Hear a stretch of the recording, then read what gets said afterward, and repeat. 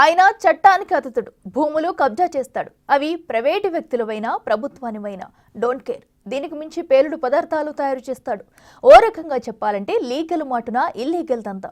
మావోయిస్టులకు సైతం పేలుడు పదార్థాలు సప్లై చేస్తున్నాడనే ఆరోపణలు ఉన్నాయంటే అతని కథ ఏంటో అర్థం చేసుకోవచ్చు.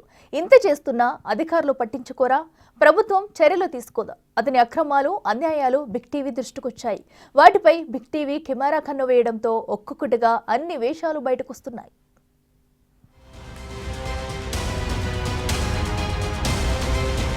సాల్వో ఇండస్ట్రీస్ పేలుడు పదార్థాలు తయారు చేసే సంస్థ. దీని ఓనర్ జయరాం రెడ్డి. అక్రమాలు, అన్యాయానికి తెగబడ్డ ఇతన్ని ఎవరు ఏమీ చేయలేకపోతున్నారు. కారణం, వ్యవస్థల్ని మేనేజ్ చేయటంలో ఎక్స్పర్ట్. ఇలా చేయటంలో జయరాం తరువాతే ఎవరైనా. హైదరాబాద్ శివారు కీసర పరిసరాల్లో సాల్వో సంస్థ మాటున వందల ఎకరాలను ఆక్రమించాడు. కానీ అడిగేదెవరు? ప్రశ్నిస్తే పైకం పడేస్తాడు, లేదంటే అధికారుల్ని పురమాయించి లెక్క సరిచేస్తాడు. అదీ కుదరదంటే కోర్టుకెక్కుతాడు. ఏ ఎండకు ఆ గొడుగు పట్టినట్టు ప్రభుత్వం మారినప్పుడల్లా ఆ భుజంపై కండువా మారుస్తాడు.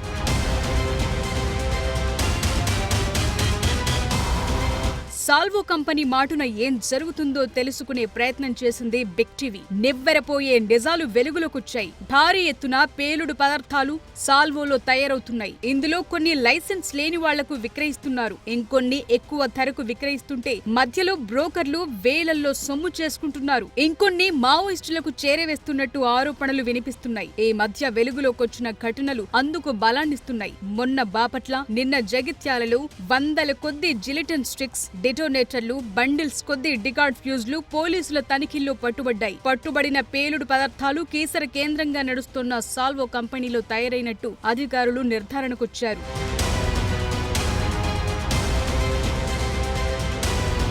ఒక్క సాల్వోలోనే కాదు, 3 కంపెనీల్లో పేలుడు పదార్థాలు తయారవుతున్నాయి. మావోయిస్టులకు ఏ కంపెనీ నుంచి పేలుడు పదార్థాలు చేరాయన్నది తేలాల్సి ఉంది. అవి ఉగ్రమూకల చేతుల్లోకి వెళ్లి ఉంటే, విధ్వంసాలకు ప్లాన్ చేస్తే ఈ ఊహే ఒంట్లో వణుకు పుట్టిస్తోంది. మరి సాల్వో కంపెనీపై, దాని ఓనర్ పై ఎందుకు చర్యలు తీసుకోవటం లేదన్నది అంతుపట్టని ప్రశ్న.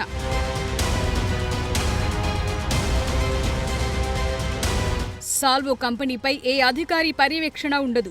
ఎవరూ తనిఖీ చెయ్యరు. పేలుడు పదార్థాలను విచ్చలవిడిగా వాడుతున్నా ఎవరూ పట్టించుకోరు. ఎందుకంటే అందరికీ కరెన్సీ కట్టలు పడేసి నోళ్లు మూయిస్తాడు జయరాం రెడ్డి. సాల్వో పరిసర ప్రాంతాల్లో వందల ఎకరాలు తన గుప్పిట్లో పెట్టుకున్నాడు. హైడ్రా లాంటి సంస్థలు వచ్చినా జయరాం రెడ్డిని ఏమీ చేయలేకపోతున్నాయనే ఆరోపణలున్నాయి. కీసర పరిసరాల్లో బాంబులు పెట్టి కొండల్ని ధ్వంసం చేస్తున్నా, ఊళ్లకు ఊళ్లు దుమ్ము ధూళితో నాశనమవుతున్నా, బాంబుల దడతో వణికిపోతున్నా ప్రశ్నించేవాళ్లు లేరు. ఒకవేళ ప్రశ్నిస్తే ఉల్టా వాళ్లపైనే కేసులు పెట్టిస్తాడు, బెదిరింపులకు దిగుతాడు. అది కుదరదంటే మేనేజ్ చేస్తాడు. అక్కడ పని వర్కౌట్ కాకుంటే కోర్టుకెళ్లి స్టే తెచ్చుకుంటాడు. ఈ వాతావరణం అయితే మరీ భయంకరంగా, మాకు అసలు నిజంగా సహజీవనం ఒక ఎట్లా అంటే ఒక కెమికల్స్ తోటి సహజీవనం చేసినట్టు ఉన్నది, ఒక బ్లాస్టింగ్ తోటి సహజీవనం చేసినట్టు ఉన్నది. ఇల్లులో క్రాక్స్ వస్తాయి.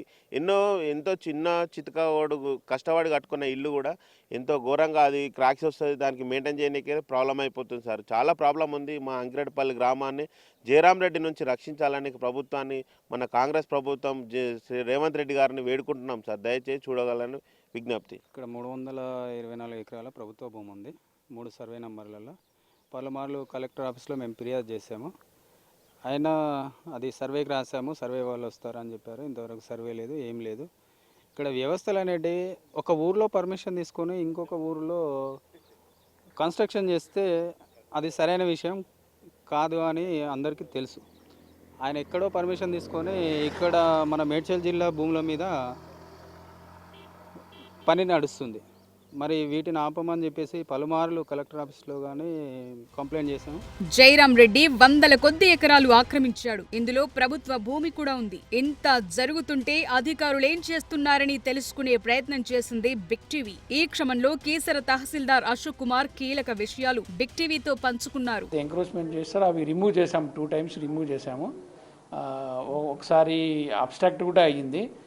మళ్ళీ ఇంకోసారి వెళ్ళి ఎర్లీ మార్నింగ్ 4 o'clock వెళ్ళి సిఆర్పిఎస్ వాళ్ళ హెల్ప్తో ఆ కంపౌండ్ వాల్ మొత్తం 1/2 kilometer కంపౌండ్ వాల్ మొత్తం డిమాలిష్ చేయడం అయింది.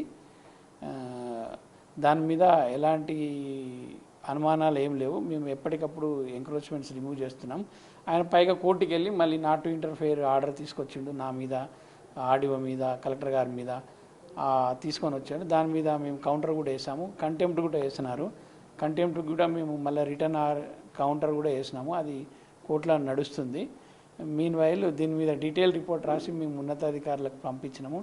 అతి త్వరలో దాని మీద చర్యలు తీసుకుంటామని తెలియజేస్తుంది. సాల్వో కంపెనీ భూ కబ్జాపై భువనగిరి రెవెన్యూ అధికారులు స్పందించారు. బొమ్మల రామారం మండలం రామలింగంపల్లి విలేజ్ సర్వే నంబర్ 208, 312లో ప్రభుత్వ భూమి ఉందన్నారు. సాల్వో కంపెనీ కబ్జా పిల్పై విచారణ చేపట్టిన హైకోర్టు 2022లో ఆ ల్యాండ్ పూర్తిగా సర్వే చేయమని తీర్పు ఇచ్చిందన్నారు. 2 జిల్లాలకు సంబంధించిన ఏడీలు సర్వే నిర్వహించారు. సర్వే నంబర్ 208లో 13 ఎకరాలు ప్రభుత్వ భూమిని సాల్వో కంపెనీ కబ్జా చేసినట్టు గుర్తించి 13 ఎకరాలను తిరిగి స్వాధీనం చేసుకుని ఫెన్సింగ్ వేశారు. సర్వే నంబర్ 312లో దాదాపు 300 ఎకరాల వరకు ఓవర్ ల్యాపింగ్ సమస్య ఉండడంతో ఎంతవరకు కబ్జాకు గురైందనేది ఇంకా తేల్చలేదు. 2 జిల్లాల్లో ఓవర్ ల్యాపింగ్ సమస్య పరిష్కారమైన తర్వాత తిరిగి ఆ భూమిని స్వాధీనం చేసుకుంటామని బిగ్ టీవీకి భువనగిరి ఆర్డీఓ కృష్ణారెడ్డి తెలిపారు. అక్రమ మైనింగ్ కూడా జరుగుతుంది. కొంత పర్మిషన్ తీసుకొని మిగతా రామలింగంపల్లి విలేజ్కి సంబంధించి పగలు రాత్రి లేకుండా అక్కడ బ్లాస్టింగ్ చేస్తున్నారు సాల్వో కంపెనీ అని చెప్పి చెప్తున్నారు. ఇది మీ దృష్టికి వచ్చింది? యాక్చువల్ ఇప్పుడు మీరు నిన్న మొన్న ఈ మీడియాలో ప్రింట్ అండ్ ఎలక్ట్రానిక్ మీడియాలో చూడడం జరుగుతుంది. దీనికి సంబంధించి డిస్ట్రిక్ట్ అసిస్టెంట్ డైరెక్టర్ ఏడీ మైనింగ్ గారు ఉంటారు. వాళ్ళు యాజ్ పర్ నామ్స్ లైసెన్స్ ఇస్తారు. ఆ లైసెన్స్ ప్రకారం ఎంత డెప్త్ ఎంత విడ్త్ తీయాలి, ఎన్ని క్యూబిక్ మీటర్ల గ్రావెల్ ఆర్ మన దీనికి సంబంధించి కంకర కానీ తీయాలనేది క్లియర్గా ఉంటుంది. ఆ వైలేషన్స్ ఎప్పుడైతే అక్కడ వైలేషన్స్ జరుగుతాయో ఇచ్చినటువంటి పర్మిట్లోనే ఉంటుంది. ఈ కింది వైలేషన్ ఒక్కటి జరిగినా వితౌట్ నోటీస్ ఎంటైర్ ఆయనకి ఇచ్చినటువంటి మైనింగ్ పర్మిషన్ క్యాన్సిల్ చేసేది. ఒకవేళ అలాంటిది ఉంటే మనం ఖచ్చితంగా ఏడీ మైనింగ్కి లెటర్ పెడతాం. మా ద్వారా కానీ మీ ద్వారా కానీ మీరు కూడా ఏడీ మైనింగ్ చెప్పొచ్చు, కామన్ పబ్లిక్ పెట్టచ్చు.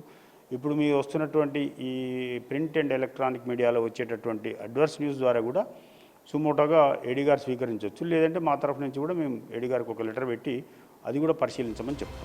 అంకిరెడ్డిపల్లి విలేజ్ లో 2 జిల్లాల సరిహద్దు వివాదం 1965లోనే పరిష్కారమైందని, అప్పటి ప్రభుత్వం జీవో నంబర్ 393 తీసుకొచ్చి సమస్యను పరిష్కరించిందంటున్నారు గ్రామస్తులు. మళ్లీ అదే సమస్యను కింది స్థాయి అధికారులు తప్పుదోవ పట్టిస్తున్నారని ఆగ్రహం వ్యక్తం చేస్తున్నారు.